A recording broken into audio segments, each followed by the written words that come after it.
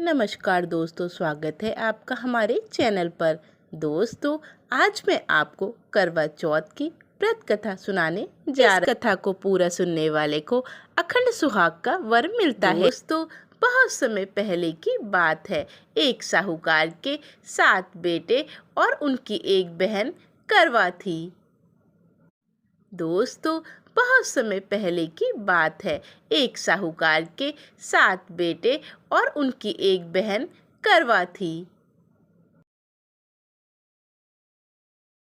सभी सातों भाई अपनी एक इकलौती बहन से बहुत अधिक प्रेम करते थे।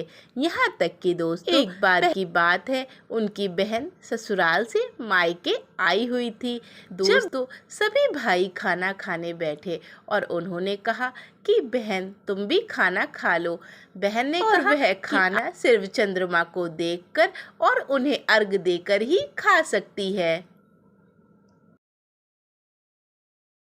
क्योंकि चंद्रमा अभी तक नहीं निकला है, इसलिए वह भूख प्यास से व्याकुल हो। सबसे छोटे भाई से अपनी बहन की यह हालत और दूर से देखने में ऐसा प्रतीत होता है कि जैसे चतुर्थी का चांद उदित हो रहा हो।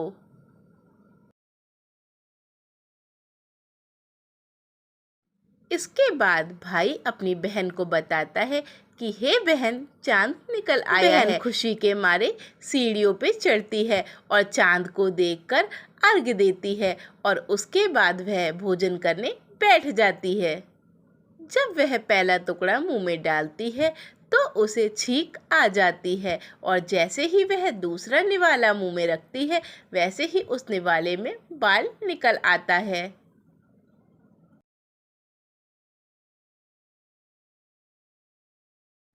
और जैसे ही वह तीसरा टुकड़ा अपने मुंह में डालने की कोशिश करती है, इतने में ही उसके पति की मृत्यु का समाचार आ जाता है। वह बहन बिल्कुल रो रो कर पागल हो जाती है। तब उसकी भाभी उसे सच्चाई से अवगत कराती है कि उसके साथ ऐसा क्यों हुआ है। उसका करवा चौथ का व्रत गलत तरीके से और उन्होंने ऐसा किया है। सच्चाई जानने के बाद करवा ने निश्चय किया कि वह अपने पति का अंतिम संस्कार नहीं होने देगी और अपने सतीत्व से उन्हें पुनर्जन्म दिलाकर रहेगी। वह पूरे 1 साल तक अपने पति के शव के पास बैठी रहती थी और उसकी देखभाल करती रहती थी।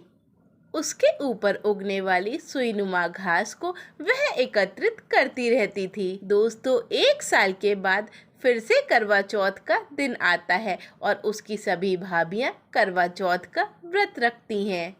जब भाभियां उससे आशीर्वाद लेने आती हैं तो वह प्रत्येक भाभी से यह कहती है, यम सुई ले लो, प्रिय सुई दे दो, मुझे भी अपने जैसा सुहागिन बना लो, यह आग्रह करती है।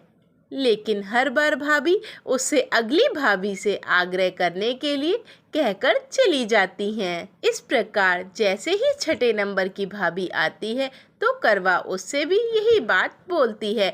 भाभी उसे बताती है कि उसके छोटे भाई की वजह से उसका व्रत टूटा था, अतः उसकी पत्नी में ही शक्ति है कि वह तुम्हारे पति को दोबारा जीवित कर सकती है। इसलिए जब वह आए तब तुम उसे पकड़ लेना और जब तक वह तुम्हारे पति को जिंदा ना कर दे तब तक तुम उसे मत छोड़ना। ऐसा कहकर वह चली जाती है और सबसे अंत में छोटी भाभी आती है। करवा उनसे भी सुहागिन बनने का आग्रह करती है, लेकिन वह टाला मटोली करने लगती है। इसे देख करवा उन्हें जोर से पकड़ लेती है और अपने सुहाग को जिंदा होने के लिए कहती है, लेकिन करवा उन्हें नहीं छोड़ती है।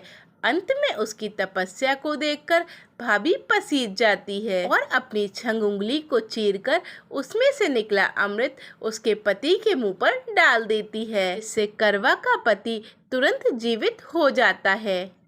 इस प्रकार चौथ माता की कृपा से और उसकी भाभी के द्वारा उसका सुहाग अमर हो जाता है। चौथ माता, जैसा दुख आपने करवा को दिया, ऐसा दुख आप कभी भी किसी को मत देना। इसी प्रकार करवा चौथ के व्रत की कथा समाप्त होती है। बोलिए चौथ माता की जय हो।